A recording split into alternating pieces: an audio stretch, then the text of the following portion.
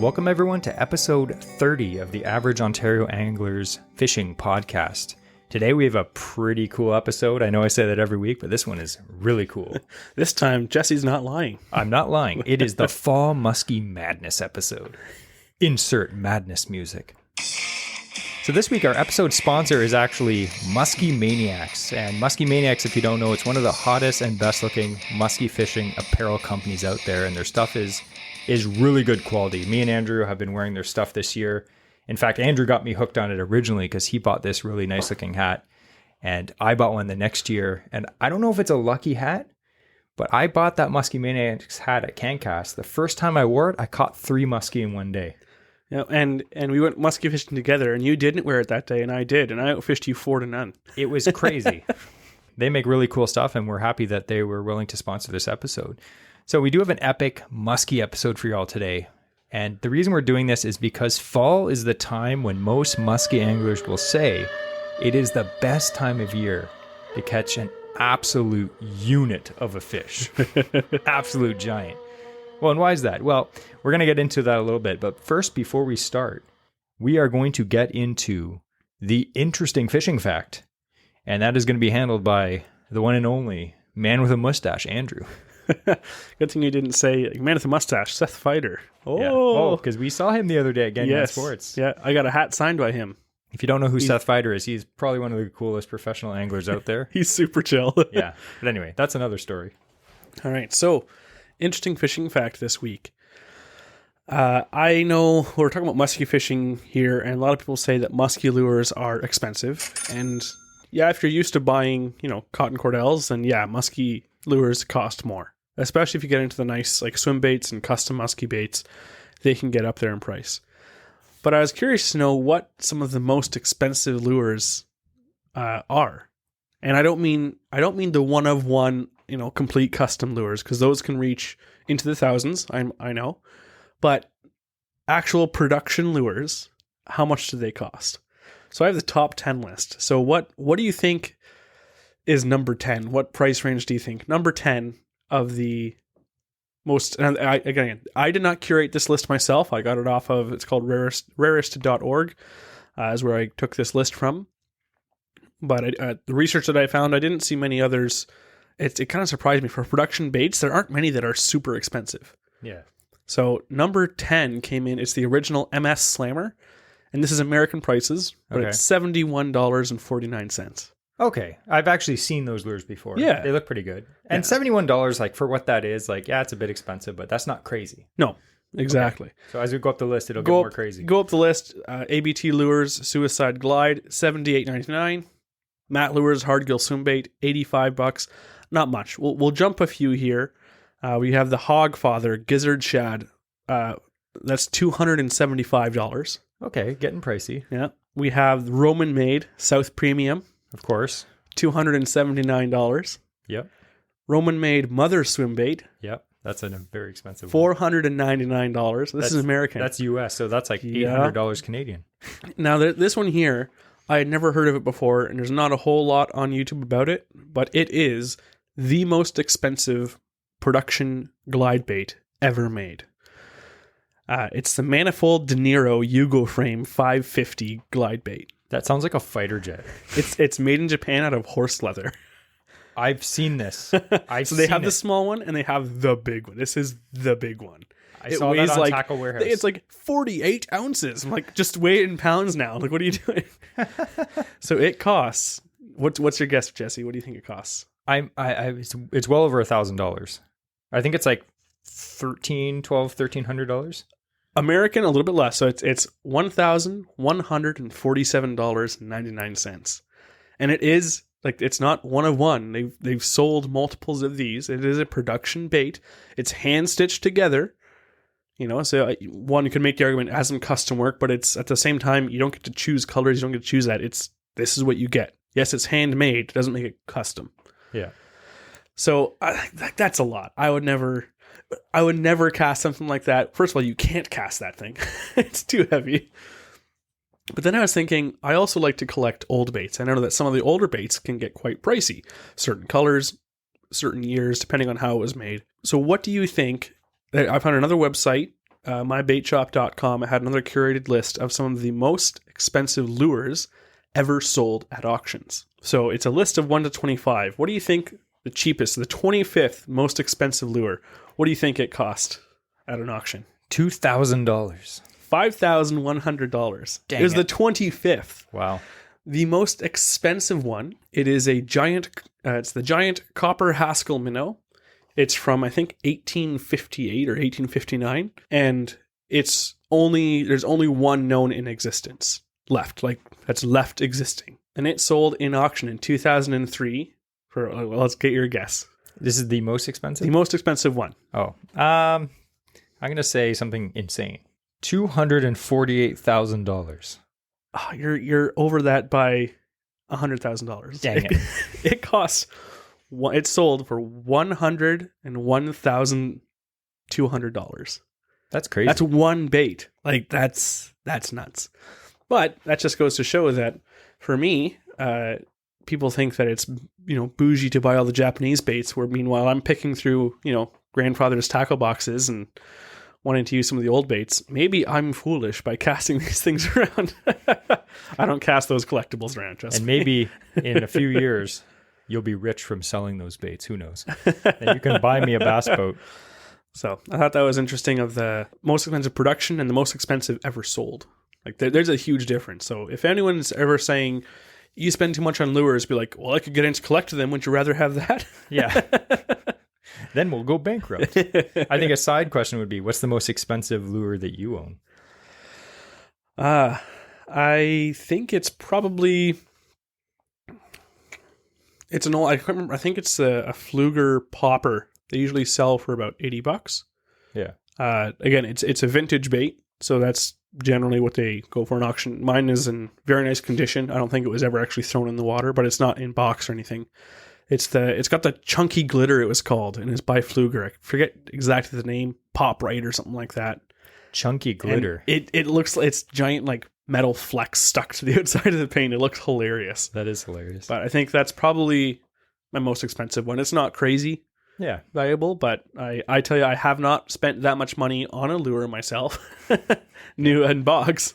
We're talking about musky this week, but generally even for musky, we were just talking about this before. We were talking about there's this brand called Buckhorn Baits, and they have some at Gagnon Sports that are hanging up above the counter. And I've been following this guy on Instagram, and his baits are fantastic. They look amazing. Yeah. But they're about $139. And like that, to me, I said to Andrew, I'm like, I want to get one next year and just literally just fish that. Because like if say you use one particular type of lure and you use it day in and day out, then it's better to buy one nice one that you really like for $150 than to buy 3 or 4 ones that cost $40 or $50, So really it's savings. And was that girl math? Yeah.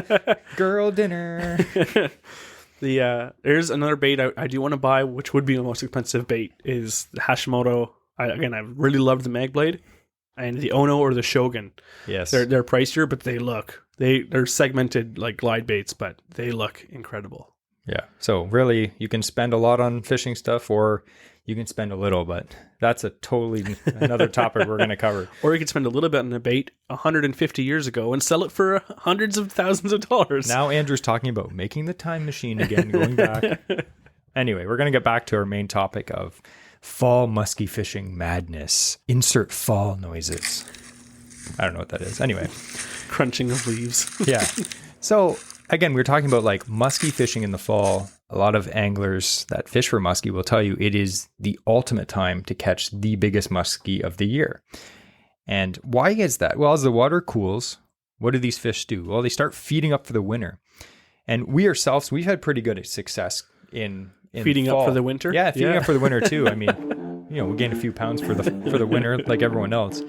But we've had some really good days. Like last year, for instance, we had a day where we had 11 follows. Yeah, that was insane. And that was all before noon. Yeah, and it was all in shallow water. So what happens is these fish come up shallow to feed up for the winter because fish, like they may not be intelligent, but as soon as it starts to get a little cold, they realize that winter's coming and they know they have to feed up. So we do have some tips we're going to throw in for you guys, but I thought it'd be really cool because like we're not musky gurus ourselves. Like we catch musky every year. We are not pros by any means. We're just average musky anglers. Neither of us have come close to breaking a 50. Oh yeah. But hey, we also fish areas where 50s are very rare. But I thought this episode would be pretty cool so we can have some tips that were sent to us by some local gurus. Oh, these guys are legit. Yeah. Like hammers for muskie. And they're from different areas of Ontario. One's actually from New Brunswick, and they're from all different skill levels, and they've all catch muskie every year. They're all passionate muskie anglers. So I thought we could get some tips from them. So they actually sent them in, and we're going to kind of read through them and comment on some of the tips. So I have a really good feeling that if you are looking to catch and improve your muskie fishing game this fall, these tips are 100% going to help you catch more. So we're happy to have a lot of awesome contacts that we met through Instagram, and all these guys we met through Instagram, and a lot of them have YouTube channels. So I thought we could just do a little brief introduction of these guys. So we have Jonah from Vanbeast on YouTube. He has a YouTube channel. We're going to link all this down below. So I highly recommend you give these guys a follow if you're not, and subscribe to their YouTube channels as well. So we have Jonah from Vanbeast, and he fishes a lot of St. Clair and a lot of other places, but mostly on St. Clair. We have Corey from Slump Bust Outdoors. They're on Instagram. They also have a YouTube channel as well, which is just full of awesome. They have some great content. And it's all Ontario content as well. Corey sent us some absolutely amazing tips. Yep. We have Damian from Musky Hunter Northern Edition. This guy, as we're recording now, he just posted that he caught his 57th muskie of the season. Yeah. Which is insane. And he fishes a lot of the Kawarthas, which is great. We also have one of our buddies, Ben, from Instagram. We'll link his page down below. And the oddball we have here, because he's not an oddball, but it's not Ontario. But one of these is not like the other. Yeah. So we have Nate, NB Angler, on Instagram. We'll link him down below. But he's actually from New Brunswick, and he fishes the St. John River. And he sent... What a fishery. Oh, he's caught some absolute tanks. But he sent us a lot of really good tips too. So those are the 5 people that... Oh, and our sponsored Musky Maniacs. Actually, some stuff too. John from Musky Maniacs sent us some of his own tips, which is really fantastic. Before we get into this... just if you probably noticed, Andrew has a little bit of a cough right now. So I'm probably going to do most of the talking today just so that he doesn't cough himself to death. But he is still here, just in case you're wondering. In case you thought, like, I wasn't here, eh? So if you're an average angler like us, these tips will definitely help you catch more muskies this fall. So we all know muskie fishing, it has a kind of a reputation of not being easy. But if you do your homework, and apply some of these tips that we're gonna read out from you today, it'll definitely put the odds in your favor to catch either your first muskie or possibly your personal best size muskie. Yeah, Jesse and I, we've fished the same body of water for years that we still fish to catch muskie on. Like you talk about an area like the Kawartha Lakes. How many guys fish the Kawartha Lakes but have never caught a muskie in those lakes? Those lakes are full of them. But until you do the research and actually put what you learn into action, into practice, your odds of catching them is going to be lower. Yeah. Or if they bite your line, you're not prepared for it, and it's going to cut right through that non-leadered line, so you're not going to land them. So it's all about that knowledge. And this episode and the tips we've gotten from these guys are going to make this, in my opinion, one of the best, compact, most useful information about muskie fishing that you can get. I agree. So buckle up, start doing your push-ups so you can chuck those big baits and listen. So just before we start, we normally mention this at the end, but I'd like to mention that we do get a lot of messages from you guys about how you love the podcast. You listen to every episode. We actually get a lot of messages. People are like, we listen to every episode. We love it, all this stuff. And that's amazing. Over 2,000 people listen to this podcast at this point every single week, which is way more than we ever thought. It's amazing. And now we're at episode 30. We would like to take this time to thank some of our Patreon members. So if you're not aware what Patreon is, it's basically somewhere where you can donate a few bucks every month to help support our show. So we would like to thank our Patreon members. Special thanks to our buddy Jason, Conrad, Earthquake, and of course, Wes. Thanks a lot for helping us put a dent in our expenses. So there are obviously expenses to making this weekly show. Most of that is covered by Andrew and myself. We don't want to run ads in the show because we know how annoying ads are.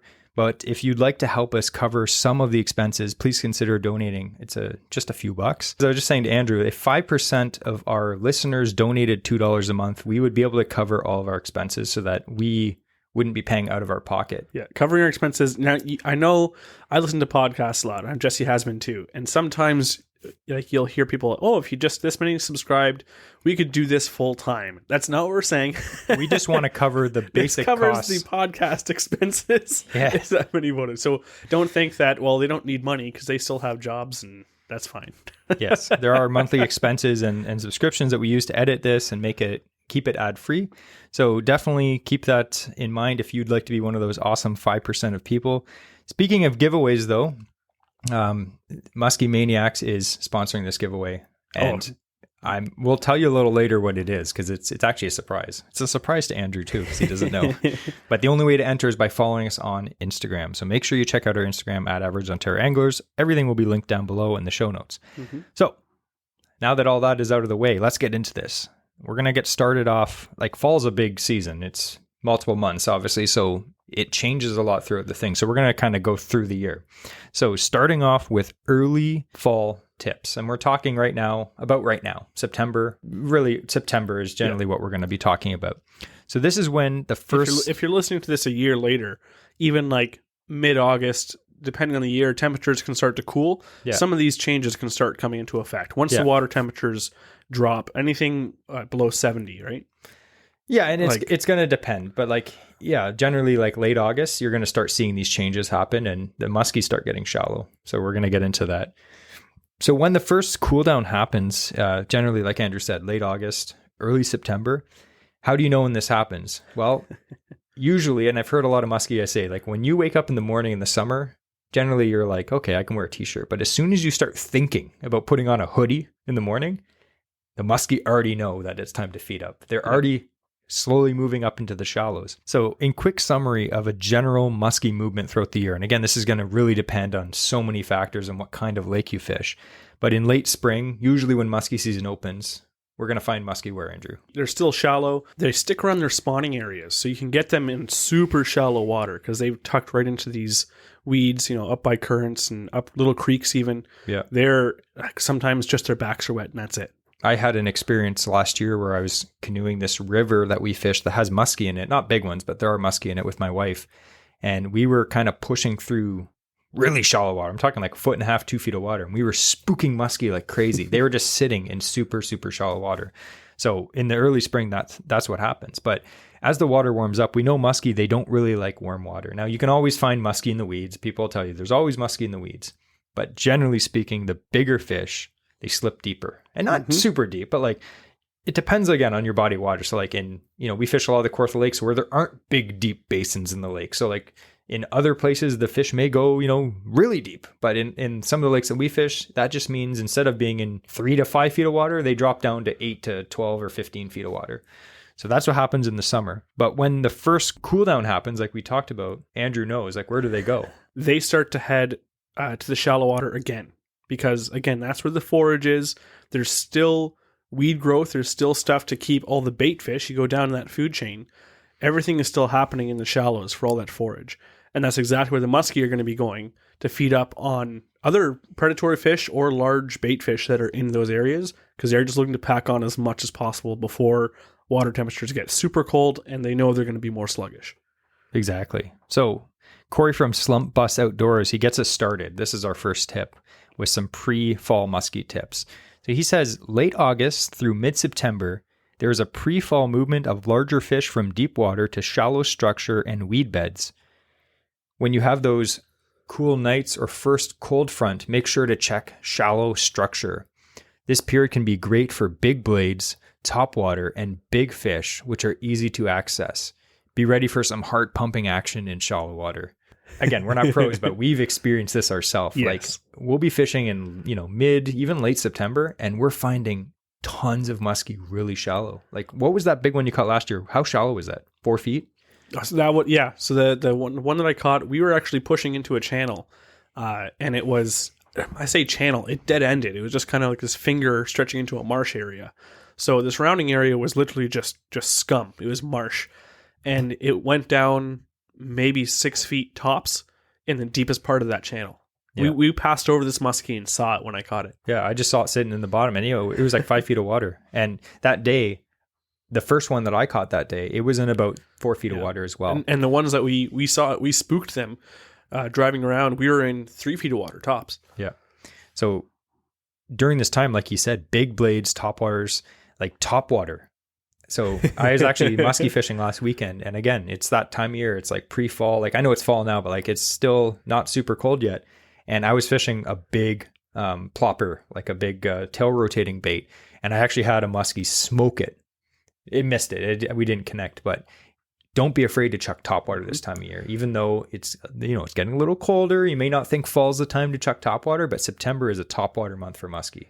Well, most of the muskie we caught when we went up north, where we recorded that other episode with Radio Voice Royce, most of the muskie we caught on that trip were on topwater. Yep. So and shallow. And again, we did that in early September. We went up there, I think. So yeah.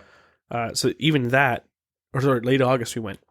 But it's still that. It's just that time. And again, it's been a colder year this year.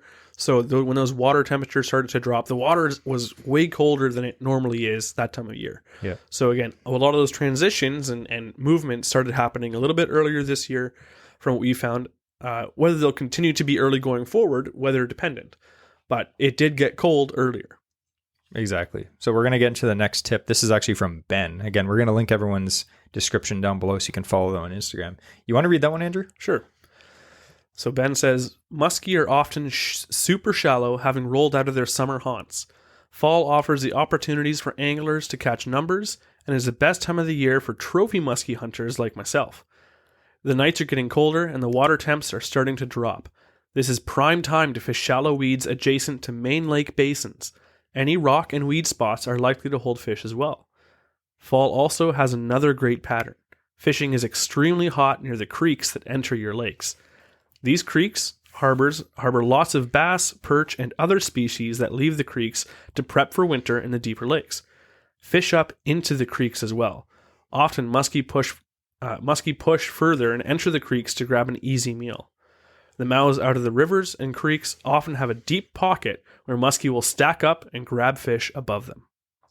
Those are some great tips. And it's pretty much like we were saying, they get super shallow. Mm-hmm. And like the word super, like they get shallow. Like you will not expect to see like these huge muskie just sitting in literally inches of water sometimes. Yeah. And they're on the hunt for food. One of the last muskie I caught, I saw it about 100 yards away. I could just see a wake moving around in the shallows. And I knew something was in there going after forage. And I sight fished it and caught that muskie. So even that is exactly what he's describing. Yeah. And muskie, we always have to remember, like we talked about before on a previous episode about them, and what you'll hear from all the pros, muskie like current. So especially river mouths, you're now combining the fact that there's current there. They like that because there's constant food that's being washed past them.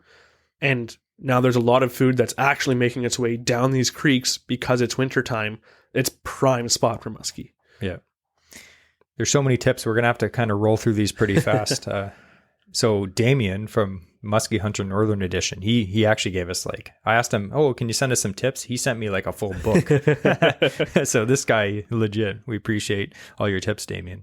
So this is some of his tips for targeting shallow fish. So he says, blades have been working for me as late as early October. Handlebars musky lures are the blades I run. He's a fellow Ontario resident near Lake St. Clair where he guides muskie and makes lures and bump boards on the side. In early fall, blades must be reeled in very quickly over the top of weeds, which is called burning blades. You're looking for strictly reaction bites. You don't want the fish to have a second to look at the bait. You want it just to react and eat. Reeling quickly doesn't give the fish much time to think. And then he says, you'll never outreel a muskie, so don't be scared of speed. That's a really good tip. It's a really good tip. We're going to break this down really quick, but notice how he says, blades have been working for me as late as early October. So oftentimes if you, I watch every single muskie information YouTube video that I can possibly watch. And a lot of people, they stop using blades as the water gets cold because it's a bait that's a little bit generally faster. You can slow roll them, but generally as the water cools, the fish are a little more sluggish. You're going to use a slower presentation. So he's saying you can still use them well into October, early October. And handlebars, we do have some of his bucktails as well. They're great. and they're not super expensive. I know a lot of people like, high-end bucktails, and, that's good. But guess what? A lot of guys still catch them on, regular handlebars that are, affordable for most average anglers. And we actually met Mike from Handlebars Lures at CanCast, and he's an interesting guy. He's super nice. Oh, yeah. Yeah, and you can tell why his brand is called Handlebars, because he's a huge mustache. And beard. Yeah. So I was actually trying this technique on the weekend. I had a little weekend fishing trip. We did not catch any fish. The weather was terrible. But I was burning bucktails. I was burning double tens, and you just chuck them out, and you reel them as fast as you can, just right over the top of the shallow weeds. And like you said, it's a reaction bite. Just like when you're bass fishing, you just want to reel in so fast that the fish doesn't have time to look at it and be like, what is that? Because like a bucktail doesn't really look like anything. Isn't that what the goat says? Kevin Van Dam always talks about smallmouth bass fishing. You want that reaction. Yeah. Don't let them see it. Work that bait fast. When he fishes a spinnerbait, he's like, just reel in fast. You don't want them to get a good look at it. You just want them to react. So the same thing with shallow musky. Just reel in fast. Don't be afraid. They can swim really fast. Like like you said, there's no way you can reel in too fast that a muskie's like, I can't catch up. Like, what kind of gear ratio you have on your reel there? Like 100 to 1? So anyway, Andrew, why don't you read the next tip? This is actually from Ben. Yep. So he says, fall means big baits. When that water is between 70 and 60, topwater can be hard to beat. I have caught lots of musky topwater in fall using tail prop baits like the Top Raider. He says he likes to upsize both hooks one size. Another great tip. Another great bait is the Suic Weagle, or another musky size walk the dog bait. Working these annoyingly slow in an area where you expect to see a big fish is deadly, or coming back to a fish. Of course, bucktails are good, but particularly big blades. These big blades move a lot of water, and the bigger profile is key. I favor a single 9, double 10s, and double 13s. Yeah, so again, we're talking the typical musky baits that all these guys are throwing is big bucktails. And I bought a few double 10s this year just because that's what everyone's telling me. Like everyone has a whole bunch of double 8s, like, single 8s, 7s, So I bought 2 double 10s, and they pull. They pull. They're hard to pull in, but they throw off so much disturbance in the water. Yeah. And you're trying to attract these fish, make them react, but you're wanting to attract them and let them know that this is a big meal. Yes. I'm not saying you can't use smaller baits this time of year. Andrew's caught some of his biggest muskie in the fall on small baits. That being said, generally speaking, most muskie guys will tell you in the fall is the time when you want to throw big baits. Big fish are going to be like, hey, that's worth my time to actually swim up to that and eat it. Exactly. It expends energy to feed. So for them, they have that whole balance that they need to make sure that the energy they're using up is not going to be too much to get that big bait that's going, or that big food that's going to then give them stockpiles of energy reserves for over the course of winter. Exactly. And like Ben said as well, topwater is a huge player in the fall. Mm-hmm.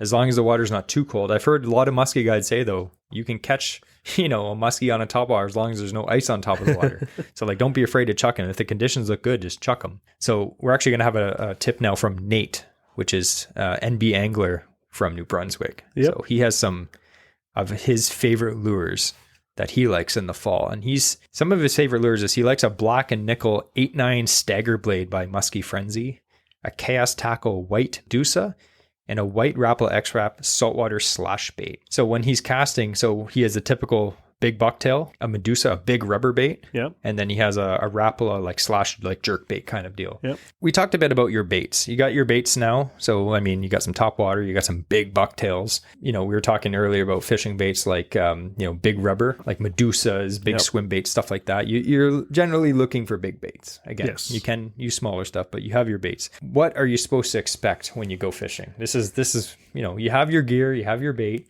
What do you expect? So we actually have some tips from Damian.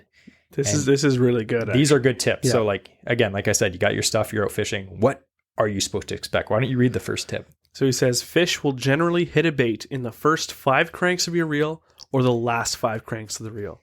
So getting your lure started right away is major. You don't want to throw something like blades or topwater out and have it sit there or sink slowly for a second. That will turn a nearby muskie right off of biting. And also being prepared as much as possible for a boat side attack.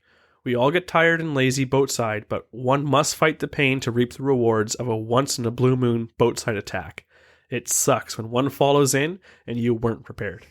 That's happened to me so many that's times. happened. It happens to every musky guy. My second muskie was actually right in the figure 8 textbook perfect. It was, and it was incredible. Like when you get those, that's the most exciting strikes you get. It's true. And I botched so many figure 8s last year. Because again, we're just getting into musky fishing the last few years, and like figure 8ing, it seems simple, but as you do it throughout the day, you get lazy and your technique's not good, and you have a muskie come out of nowhere. Yeah. You're always like, oh, you're going to see them following. Doesn't happen. Sometimes they come from underneath the boat. Sometimes they shoot in from the side fast. And as you're pulling your lure up, all of a sudden the muskie's there, and you try to drop your lure in a figure 8, they're gone. Yep. So you really have to textbook do it every single cast figure 8, because a lot of the fish, like you said, you either hook them as soon as your lure hits the water and you retrieve, or right when you're about to pull it out of the water. So don't get lazy. Always have polarized sunglasses on and be checking the water, and keep your rod, and always do a figure 8 or at least a big loop or an L at least at the minimum. So those are some great tips. And again, it's true. You get tired and lazy. You're checking these big baits and you're just like, it gets rough. Yeah. So Nate from NB Angler, he gives us 3 tips. And I think that these particular tips, they really apply for fall fishing for muskie. So I'll just read these quick.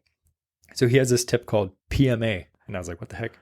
Positive musky attitude. I'm not sure if he made this up, but he said, these fish are known to haunt your thoughts and mood when things are not going right. Stick with it. This juice is worth the squeeze. I agree. Muskie really do get in your head, because you're fishing for a fish that, again, there's not a lot of them in the There's lake. a good chance you won't see one all day, but you have to work at it as if the next cast or that cast is the one that produces. Yeah. It's mentally fatiguing on top of being physically exhausting. Exactly. Yeah. And you're usually fishing in tough conditions. And me and Andrew, one thing that I like that we do when we're fishing, oftentimes we'll be casting and I'll be like, all right, this cast. Yeah. And he'll be like, oh, this cast. You got to keep yourself positive. There's going to be one. And people, I know there's going to be people listening to this where if you're listening to this, you're interested in fishing to some extent. And you're going to hear us saying, oh, you get tired musky fishing? How is it that bad? It's like, you start casting these 12-ounce baits on a heavy rod like all day long, you're going to feel it in your shoulders. Like, it is, musky anglers who target musky constantly, they're a different breed. Yes. Like they insane. can put up with the worst of weather, the worst, like the heaviest equipment, and the fact that they can do it all day is amazing. And if you think we're being, wimps by us saying that, go try it and see how you feel the next day. Yeah. And you'll do all this and put in all this hard work and get skunked and generally not catch a lot of fish. So something drives you to do it, but we're going to get into that. His second tip is stay focused. These fish have a way of showing up when you least expect. You don't want to miss a chance, as it could be your only one for hours or even days. And it's true. We kind of talked about that. Like, you have to, you got to do the figure 8. You got to have your sunglasses on and constantly be watching the water behind your bait. Because like I said, I just came back from a 2-day muskie trip. Nothing. Yeah. Am I disappointed? No, like, that's muskie fishing. I don't expect to catch 10 every day. If I can catch 1 or 2 big ones a season, that would be amazing. You know? So definitely stay focused. And again, it's hard. One recommendation, bring some coffee.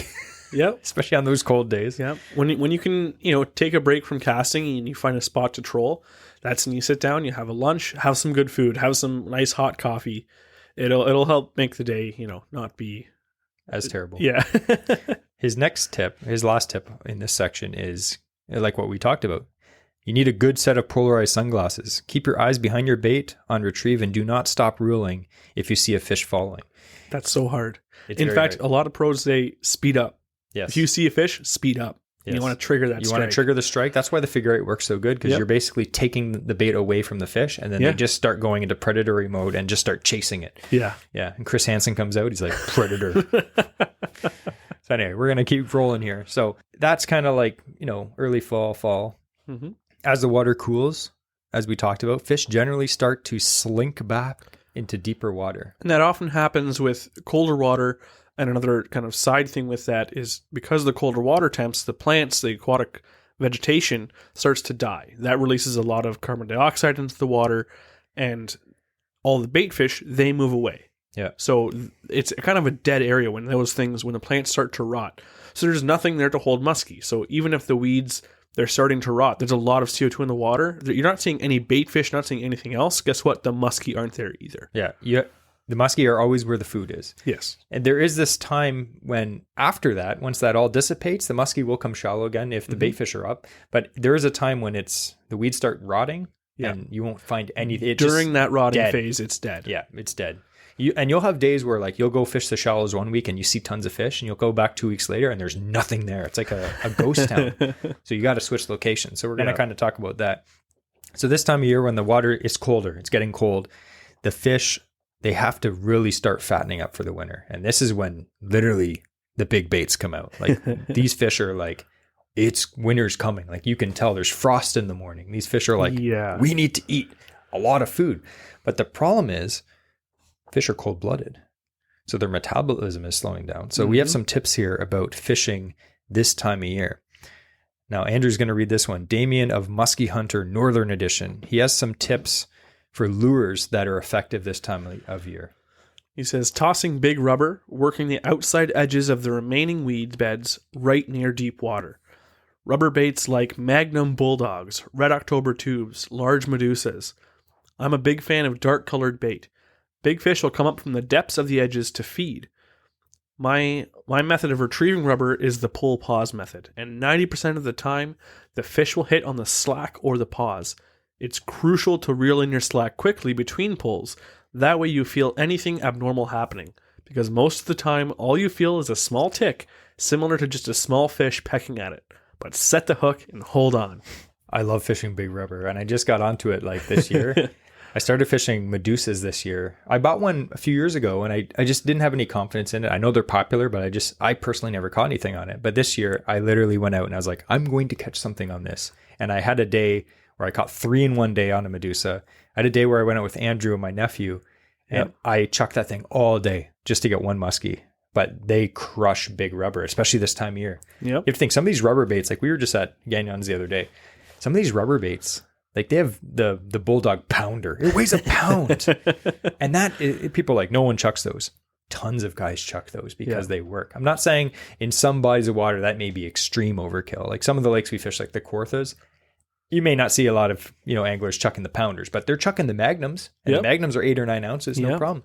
So if you notice, and when he says set the hook, he means set the hook. When you are using big rubber baits, the musky teeth bite into it. And then now you're not just trying to pull like a smooth, hard bait through teeth. When you set the hook, you have to rip this bait through their teeth, so it's going to cut your bait up. That's expected in order to get those hooks to actually penetrate in. So when you have to set this hook, there's a lot that's fighting, that's kind of running against you just because the teeth of the muskie are actually into the bait itself. Yeah. So when you set the hook, you lean back and you set that hook. And we're going to talk, there's another tip about the kind of gear you need to actually throw these baits. But like you said, Magnum Bulldogs, Red October tubes, large Medusas, Bulldogs, classic.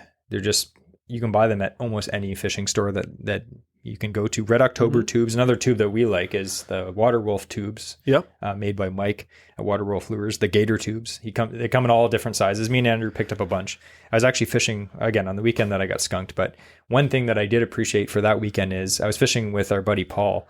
And we were just trying different baits all day. Like it was slow. We knew the fishing was sucky, but I was like, let's try some bait. We were just going through a Tacklebox, just trying baits. And I had some tips actually from Corey from Slump Bus Outdoors about how to fish a tube properly. He was messaging me and I was really trying that. And I found that even in that one day of just practicing fishing the tube, I really improved 100%. Like how I was fishing. I was fishing it all wrong, which is great. That's why we have tips from these guys. But anyway, we're going to go to the next tip, which is Jonah from Vanbeast. Vanbeast fishing.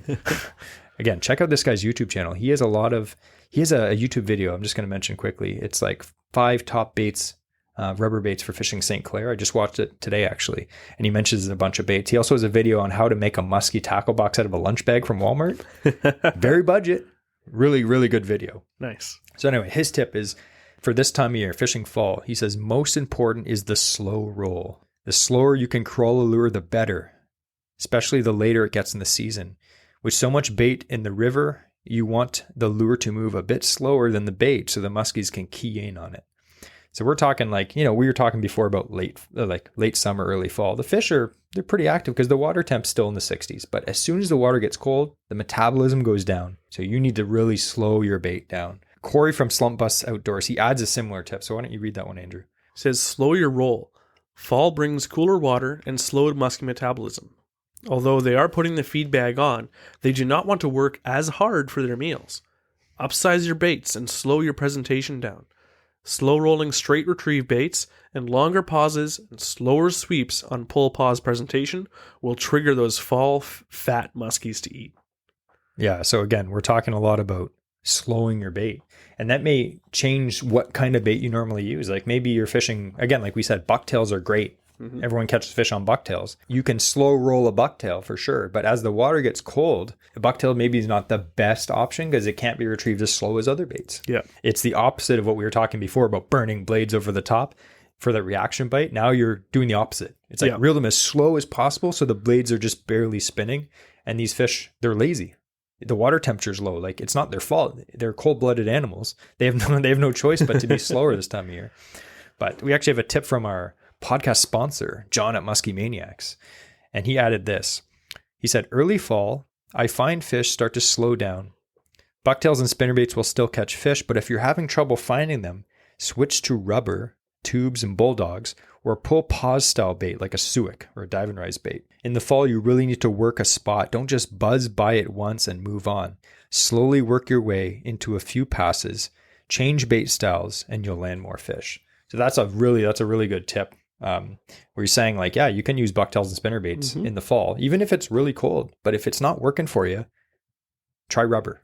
That's what all these guys are saying. And fish the same spots, but try different stuff. Like pick it apart. Yeah. So if there's again, one of the areas that me and Andrew fish a lot, there are some deep holes that we fish.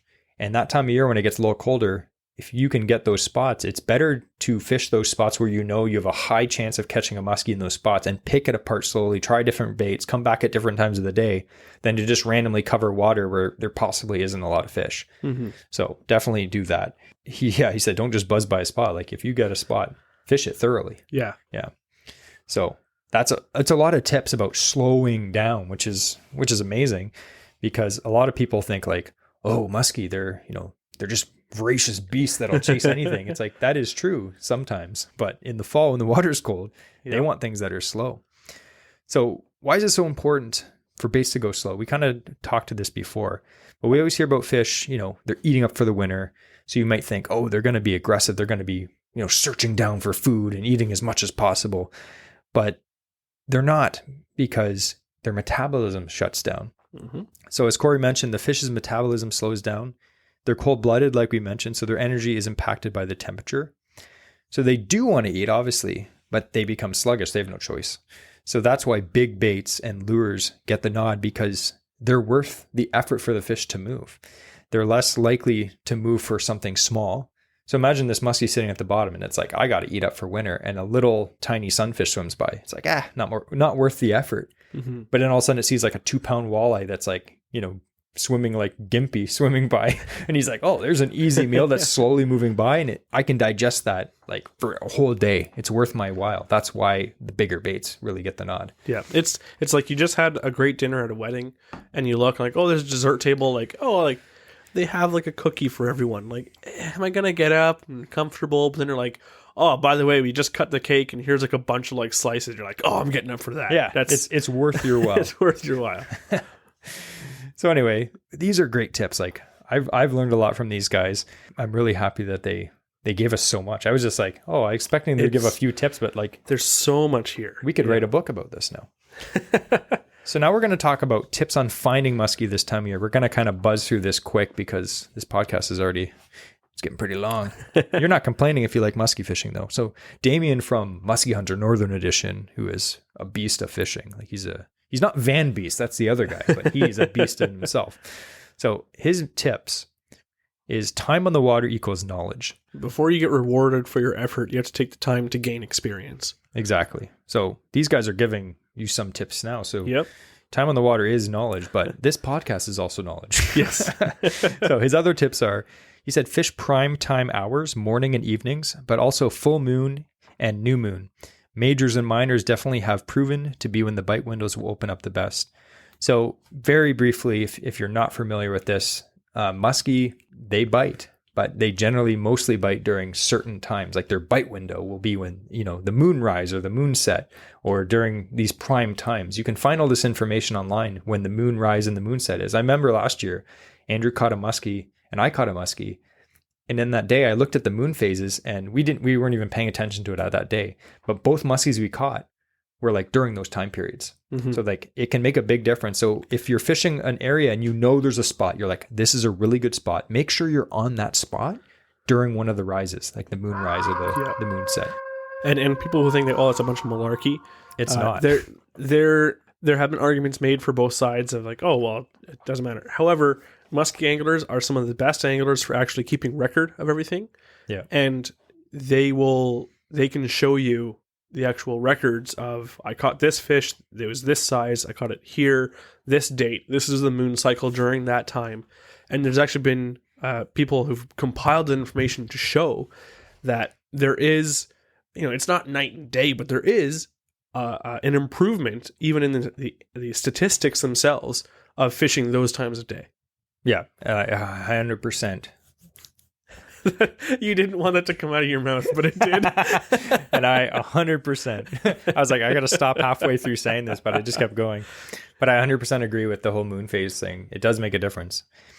His next tip, it may not be something that you've done yet, but if it is, he said hiring a guide or fish with a friend that's knowledgeable with muskies, or fish with a fellow fisherman that's local to the lake and are interested in targeting muskies. There will be nothing more educational than getting out and fishing with someone that has experience. You soak in so much knowledge in a short period that would normally take you basically a lifetime to figure out. Yeah. Which we actually talked about hiring a muskie guide this fall. It just didn't work out for us just because we're poor. But if you can hire a guide, there are a phenomenal amount of guides in the Kawarthas. Like, we're going to give a shout out. Like, I've never used him personally. I've talked to a few people that used him. Bobby Belmonte from Toothy Fishing. Yeah. He is he fishes a lot of lakes, but the Kawarthas, if you fish the Kawarthas, he is a muskie guy. A lot of guides, like, they fish bass and then they also fish muskie.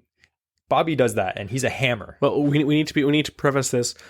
Bobby, we hear he's good. If you want us to give an actual, review of if what you think, then just take us out there. But there's also he is good though. Goat angling. Yes, he fishes muskie a lot. Yeah. There's Kawartha angling charters. I forget the guy. The guy catches a lot of muskie. There's a lot of guides in the Kawarthas, and again, you can learn so much. And not muskie related, but I'll tell you. One time I was steelhead fishing, and I've been steelhead fishing my whole life. But I went out with this guy who's a hammer, an absolute hammer. And I fished with him for 4 hours. And I learned so much from this guy in 4 hours. Just little things. Like, I was doing the same thing as him, but he was doing little extra things and fishing spots that I would normally not have fished. And I learned so much just from that thing. So that's the same thing. If you can't hire a guide, go with someone that's experienced. Mm-hmm. You'll learn a lot. If you just go out into a big lake and you're like, I'm going to go catch a muskie. Where do I start? Yeah. It's so intimidating. Have fun. If you pay, guides may be expensive, but if you pay a guide, maybe you go once or twice a year, or even once a year, you can learn so much that would have took you years to figure out by yourself. So, and these guys, like, a lot of people are like, guides help you catch fish. They do, but think of it as a guide will educate you on how to catch fish yourself. Yep. You're not just paying to fish their spots. You pick their brain with questions, they'll talk to you all day. Exactly. You get a lot for it. So that is one thing about fishing with a guide. If you want to do that, I'd highly recommend it. Another tip from Nate there is also, first things first, he says, setting your expectations for an outing. These are apex predators, and population density will be spread out much more than other sport fish. With that in mind, you will get chances if you spend time on the water.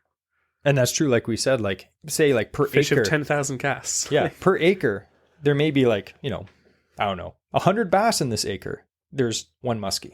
Yeah. So just the fact that there's a lot less of them, your chance of catching one, like, statistically, is going to be a lot lower than if you fish for a different species. So you have to just, like Andrew said, just keep casting. They say it's the fish of 10,000 casts. For me, it seems like 20,000 sometimes. But, 100%. I agree. So where do you find these fall muskie? Now, I've heard from many experienced muskie anglers that I've talked to that there are muskies in the shallow weeds much later than you would think.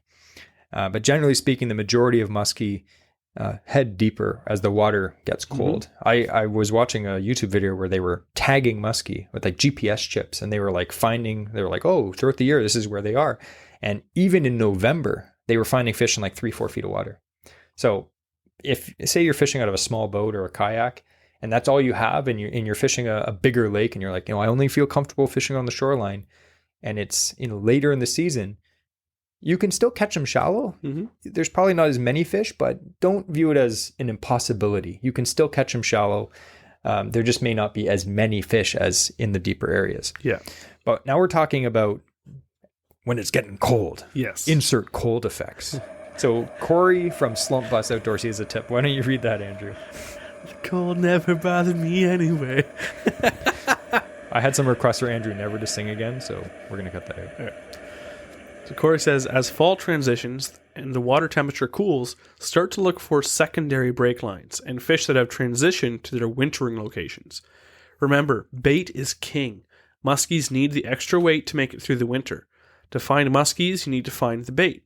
Once it's found, stick with the bait. Muskies will be around, and it may only be a matter of time until the fish will begin to bite. That's a great tip. So like we're talking about where these fish are this time of year. And again, it's going to depend really on the type of lake that you're in. There's so many different lakes. Like there's shield lakes. There's lakes like we fish a lot of like shallow, weedy lakes.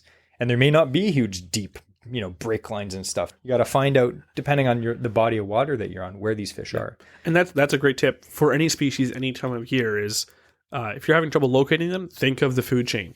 Go to where the bottom of the food chain is. Everything else is going to that point. Exactly. And he talks about secondary break lines. So a lot of people, they may not know what a break line is. So basically a break line in very basic terms is if you're looking at like a topographic map of the lake, like the depth, anywhere where it gets shallow and then basically there's a drop off. And a lot of times along the shoreline, there'll be like a nice drop off. So it'll be like, 3-4 feet. And then all of a sudden, boom, it drops down to 12. Yeah, that's a break line. If it's like, you're talking later fall when it's cold, these fish don't want to be super shallow because the temperature is crazy up there. Like it can change so rapidly. If they want to get shallow, because they're on a break line, all they have to do is just swim up the cliff. Like basically it's like an underwater cliff. They swim up the cliff a bit and then they're shallow. But hey, if they want to drop down deep, they can easily drop down deep again. Yeah. So generally when you hear about people trolling, they're trolling along break lines. Yeah. Fish don't like to travel in general. Especially when it's cold. They can. Over the year, they can move around a lake. But generally speaking, they'll stay close. And like you said, especially when it's cold, they like to stick to like very specific areas. Yeah. They want their food close by. They want their living space close by. Exactly. So in the fall, like Corey said, these fish are on break lines, secondary break lines, and they're looking for food. Jonah talks about baits and lure colors. This is Vanbeast. Again, he has some really cool YouTube videos about that as well. So why don't you cover that, Andrew? He says, typically bright colors work well in the fall on Lake St. Clair. For the same reason as number one, with all the bait fish, you want your lure to stand out in the crowd of bait so muskies can key in on it. There are days when more natural colors work, like when there's high water visibility. Colors I would recommend: ball liquor, which is black, orange, and white; fire tiger, which has been his number one producer for the last couple of years; clown, all white, or any variation of white, like white perch. Lures I would recommend are the Rover's Baits Flutter Shad, Water Wolf Lures Shadzilla, Restless Riders, Sebile, Berkeley Magic Swimmers, and Chaos Tackle, Medusa, or Poseidon. Yeah, so you can see like he's talking about it basically like we were saying, big rubber baits like Medusas, which is basically like, what did you describe it before? As like a weird alien eel, like just some weird, they're the weirdest looking baits ever with all these flappy tails coming off them, but they catch fish. Yep. And I'd have to say one of my favorite colors of Medusas is black. Yeah. Black and orange. But like you said, on Lake St. Clair, the light colors work really well for them. So again, this is a tip from a local angler to Lake St. Clair. Use that to your advantage. And in the Kawartha areas, we find dark colors work better. Yeah, for sure. So we're going to add to Ben talks about some of his favorite baits. So he says fall is also amazing for jerk baits, big rubber, Medusas, shallow husky Medusas, 10 to 14 inch dive and rise baits like Suix or the Kodiak Navin. Adding and removing bell sinkers to unweighted Suix is a great modification with a pair of split ring pliers. Gliders, like glide baits, can also shine in the fall. Remember to slow down and maintain your depth, and make sure to count your baits if you're casting. So again, he mentions big rubber. All these guys are mentioning big rubber. That's probably, in my opinion, if I was going to fish in the fall, big rubber, if I was casting, that would be my number one thing. Yeah. And I'd be chucking. But he also talks about a dive and rise like a Suic or a Navin, and big. He's talking like 14 inches, but like 10 inches. It's like we have some pretty big Suics, but compared to some of these bigger ones, like they're not big at all. I think I have a whole bunch of 9-inch Suics and a 10-inch bobby bait, but like they have Suics that are 14 inches long, and it may be that size of lure is, something you wouldn't chuck most of the time during the year, but in the fall, you want a big bait that's just, slowly gliding down. And he mentions about adding weight, which helps the bait get deep, but also as you're using a dive and rise, as you jerk it down and it dives down, it'll really slowly float up to the surface. Yes. So it's not going to rise fast, because like I was fishing a Suic last weekend.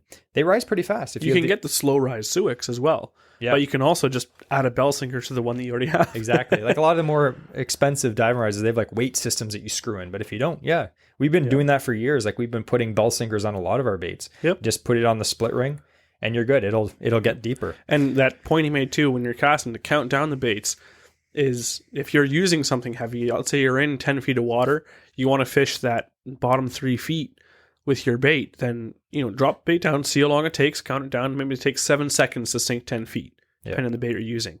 So when you cast out, count 6 seconds. You're in that bottom 3 feet and work that bait in from there. But make sure that every cast, you're waiting for it to reach that depth before you start working it in, or else you're fishing empty water. Exactly. And Corey from Slump Bus Outdoors, he actually comes in clutch with a killer tip for this very type of fishing that we're talking about. Why don't you read that, Andrew? It says lower gear ratio can help to naturally slow your retrieve while providing the power needed for bigger baits. Extra heavy or extra heavy rods will give you the backbone needed to set the hooks on big baits. These upgrades will allow you to keep casting big baits with less fatigue. Yeah, so like we were mentioning before about the gear you need to chuck these big baits. And not even massive baits, but like I have an extra heavy rod that I use. It sounds, if you're not into musky fishing, you're going to be like, that's a pool cue. It's not. Yeah. And the weight rating on musky rods is different than the weight rating on bass rods. Oh, yeah. So an extra heavy musky rod is like a quadruple extra heavy flipping stick for bass. Like it's insane. Exactly. But like even an extra heavy musky rod, that's not a bait. That's not a rod you're going to be chucking the really big rubber on. The guys are chucking, like you said, extra heavy, triple extra heavy. It depends really on the body of water you're fishing. Like in the Kawarthas, you may not be chucking the pounders like we were saying, but on Lake St. Clair, you are. Yeah. You are. You are. So really the rod's going to depend on that. But like he said, I like his tip on lower gear ratio. I've been doing this for years. I'm a fast reeler. Yes. Especially when I'm bass fishing, when I'm chucking chatterbaits, I like a slow reel. I like a 6-1-1. I don't want a 7 or an 8 because I reel too fast. And when you reel too fast, your bait gets higher in the water column. So when you want your bait to go really slow, especially in the fall when you're musky fishing, especially on those long days when you're not really paying attention, if you have a slower reel, it'll just help the bait stay deeper where the fish are. That's a great tip. Even to the slower gear ratio, fishing earlier in the year, because we didn't talk about it then, but when you're fishing big, double tens or big bucktails, you need it. The slower gear ratio is just, it's so much less fatiguing on your wrist to be reeling that in, because again, it's acting more like a winch pulling that bait through the water. Yeah, so much torque. Yeah. And I actually just got a ProRex 5-3-1 for my bucktail rod. And I was chucking double tens, and it makes a huge difference because my other reel is a 7-1-1 or whatever. Yep. And it's great for like pull pause baits, rubber, stuff like that. But I was trying to pull in double tens, and I'm like, wow, this is hard. And these aren't even big blades. Like some guys, like Ben was saying, he pulls double 13s. Yeah. So I got the 5-1 or 5-3-1, and it makes a big difference. Yeah. So that's good. It's also good, like Corey said, for fishing baits just a little bit deeper in the fall. So we're gonna kind of whiz through the trolling. Okay. Because we're already over time, but this is amazing tips. Trolling has to be said. Yeah. So when the water gets really cold in Ontario, like you can troll when it's snowing. Yeah. Like muskie will still bite. As long as the season isn't closed, you can fish for them. But when the water gets really cold, many people start trolling to cover water and find deep water fish. Like we said, they like to hang down deep on these break lines. So casting, you can still catch them. It gets tough to cast in cold. You're fishing at like 0 degree temperatures or -2 degree temperatures. It's a lot more Your manageable. thumb stops working. Yeah, it's a lot more manageable. So why don't you read the first tip from Ben about trolling? He says, troll between 2.5 to 3.2 miles per hour. Typically during fall, bigger cranks like 14-inch jakes or 13-inch grandmas are great and widely available. Slam or tackle makes solid baits I like as well. Troll and cover water. Find your bait. Use cyan imaging and mapping to your advantage. Yeah. So notice he said troll between 2.5 and 3.2 miles an hour. That may sound fast. It's not. Generally, even during the summer, guys are trolling 3, 5, 6 miles an hour. Musky like it fast in the summer. So like this is basically the speed is it's slow. It's pretty slow for musky. And big crankbaits like 14-inch jakes, 13-inch jakes, grandmas. I remember last year we bought some 9-inch grandmas thinking they were big.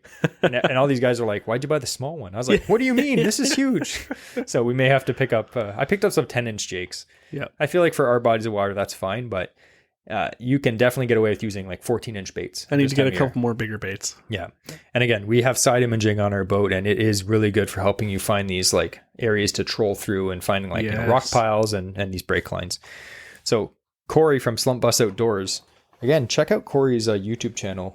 It's him and his dad and someone else, and they just post all their fishing videos of like where they're fishing, and they fish all over Ontario, and they catch tons of fish. It's insane. Yeah. Almost like makes me want to snap my rod over my knee. I'm like, oh, these guys are slamming them. Then I go out and get skunked. I'm like, yay. But anyway, check out Corey. I'll link everything down in the show notes. But he says, when trolling, utilize planer boards. If you're trolling a deep break line, you can use a planer board to run a line on structure while keeping your boat and second one positioned on the deeper break. When trolling, study your dive chart on crankbaits so that you're effectively fishing the water column. Position your baits accordingly to where you're seeing the bait. So if you're not familiar with planer boards, we're not going to get into that, but I definitely recommend watching a YouTube channel on that because it just helps you spread out your baits as you're trolling so they're not directly behind the boat. So what he's saying is just make sure you can cover, you're covering the shallows and you're covering the deep. Yeah, which is a great tip. And this is a really good tip he says about the trolling, the dive charts. Now, if you're wondering where you can get these, if you download the Musky 360 app, there's an app and they have a lot of baits where they will tell you like, hey, this particular bait, you click on it and it'll say, you want it to get 50 feet down or not 50 feet down. If you want it to get down 10 feet, you have to let out 50 feet of line. It'll tell you pretty much that. So if you have a line counter reel, you can pretty much let out the correct amount of line that it will help you get the bait down to where you need it to go. And it's even it's exact to the point where this lure exactly, this much line out, this thickness of line, this speed, this line diameter at this speed will go this deep. Yeah. And it's not going to be 100% accurate, but it's going to give you a good starting point. So say you're trolling through like a, break line and it's 16 feet deep and the muskies are, near the bottom. Again, you always want to have your bait above the muskie. Generally, that's what I hear. You can bang into rocks and stuff too. But if you want to get your bait down, like say 10 feet, you just look up the dive chart on the particular lure you have and be like, okay, I need to let out 62 feet of line and it'll get the bait down 10 feet at this speed. And it'll really help you because if you just chuck your bait behind the boat and you don't know where it is, like, it could be running 2 feet under the surface. It could be banging into the bottom, snagging. So the dive charts are a huge thing. Yeah. Yeah. So we're going to get into a tip from Nate here about trolling. So why don't you read that? This is one of the best options to cover water and locate fish is to troll. Use your electronics and look for schools of baitfish, especially into the late fall. Points of islands, shoals, deep weed beds, and man-made structures like bridges are always high percentage areas for contacting a fish. Don't be scared to make multiple passes if you're seeing fish on electronics. My top 3 trolling lures, 8-inch Jake, black and silver, Rapala Super Shad Rap in any baitfish color, oversized musky spinner baits, preferably black and orange. Yeah. So I like this tip because he's talking about making multiple passes, kind of like what John from Musky Maniac said earlier. Like when you find a good spot, fish it. Yeah. Like don't just be like, I went by once, there was nothing there. Sometimes these muskie are so sluggish, they won't move 5 feet. Yeah. So you may have to troll by it and literally get the bait right in front of it. You know what? You keep seeing the same ads on your phone and you're scrolling through Instagram or TikTok? It's because they're trying to get you. They know they're not going to get you in the first ad, but if they show you 100, maybe you'll buy something. Fish are the same way. You need to keep putting that presentation in front of them over and over again. Yeah. Now, Damian, this is a really long tip. I'm going to whiz through it really quick, but this is a really Speed good reading. tip. Yeah, ready? He's going to sound like Alvin and the Chipmunks. Did you learn anything? Just kidding. Okay. So Damian, the Musky Hunter Northern Edition, he says this. He says, for trolling, navionics is key. Now, if you're not familiar with Navionics is, it's basically an app. I think it's made by Garmin. Anyway, it's an app that you can download onto your phone, and it basically gives you all of the depth charts on your phone. And it's amazing. It's great for ice fishing. It's great for regular fishing. You can find, shoals, break lines, everything you need to find. Anyway, he says, Navionics is key. The way I do it is I run Navionics on my cell phone that I'm able to use my graph for down imaging and side imaging instead of having the mapping going on the graph. So instead of buying 2 graphs like a rich person, he's like, I'll use my phone, which I already have, which is great, and then use his fish finder for the other things. He said, this is a tip. He purchased a cup holder phone mount from Canadian Tire, and it holds his phone. That way he can drive and not have to worry about trying to hang on to it the whole time. So you don't want to lose your phone in the lake, of course. Yeah. And it works great. And if you're like me and you have to use your phone for mapping, I highly recommend buying the phone holder. Also recommend buying a battery booster if you're going to do this, because running Navionics all day will kill your cell phone battery. So having lots of battery power on the water is important. I usually bring a couple of battery packs just in case. It does literally suck the battery because you're using GPS. Yeah. He says, location for me during the fall time is definitely deep. And again, this is going to depend where this guy fishes, but take these tips and apply them to your own lake. He said, I like to keep my baits roughly 17 to 18 feet down almost all the time. So again, if we did that in the lake we fished, it would be 3 feet underneath the muck at the bottom. So anyway, he says, I'm working shoreline structure as close as I can, zigzagging in and out of contour lines on the Navionics. Don't be scared to hit rocks with your baits once in a while, because that can sometimes be the triggering factor. With baits the size of musky lures, it's actually quite rare for them to snag bottom to the point that you can't get them off, but make sure your drag isn't too tight. No need for a tight drag while trolling anyway, because with the boat, it will set the hook for you. So basically when a muskie grabs it, if you're trolling along and it grabs the bait, the rod's not moving and your boat's too heavy. The hooks are going to get into that fish. That being Might be said, a little different if you're in a kayak or canoe, though. Yes. That being said, it does happen where your lure gets stuck to the point of no retrieve. So again, if you're banging through rocks where the muskie live, sometimes, rarely, you are going to lose a bait, which is terrible because they're expensive, but it's the price, you got to pay to play. So he says, also working mid-lake humps have proven to produce fish. So anywhere you have deep water from 30 to 100 feet, but then it comes up to a shoal that's anywhere between 15 and 20 feet in depth, those are good areas to try. Muskie love to sit at the bottom or on the top waiting for food to swim by so they can ambush them. Damian continues on. He says, I can't stress enough the importance Navionics has played in me learning. Being able to drop markers of fish interactions and or danger or non-trollable areas is a key if you want to become a better troller for muskie. It is a big help into putting the piece of the muskie puzzle together year in and year out. So that was a big spiel about Navionics. Again, we've been using Navionics for ice fishing. It's great for finding spots. It's great for finding shoals, like we said. And you can literally do your homework before you go fishing, plan all these spots. Yeah. And Navionics, I just looked up, it's about $35 a year. So it's not expensive. It's a few bucks a month. And you have all this information that you can plan and be like, hey, Andrew, I want to fish. On so many lakes. Yeah, I want to go here, here, and here. And we're going to troll along here. And then, as he said, you can mark spots. Be like, hey, mark a pin. I had a fish follow here, or mark a pin. There's a big rock sticking out of the water just under the surface to avoid. So it's a really good tool. It's not that expensive, and I think it's worth every penny. And it will 100% help you catch more fish. And Navionics as well it's $30 a year, and then you can purchase any of their maps. No, it's $30. You get access to it all. Yeah, it's fantastic. Or $35, whatever it is. There's one last tip there is from Nate. And he says, time on the water is my number one tip. Don't let weather and wind deter you, as these are often prime conditions to get to target these predators. It can be uncomfortable, but if you choose to target these fish, you need to get comfortable being uncomfortable. Yeah, that's a good tip. And there's been many days we went at muskie fishing when it's just unbearably, the weather's been terrible. Oh, your hands are freezing. You can't bend your fingers. I bring winter gloves with me that I keep in a bucket so that when I'm driving the boat, my hands, I can put the gloves on and go because it's just freezing. I got to bring a garter this year as well. Keep my face and neck warm, because as soon as you start opening it up in the water, everything feels 10 degrees colder, and you're already in -2 degrees, let's say, on a late fall day. Exactly. But talking about how uncomfortable and terrible it is, there's this drive that keeps muskie anglers and people that want to catch these giant fish going, despite all the terrible conditions.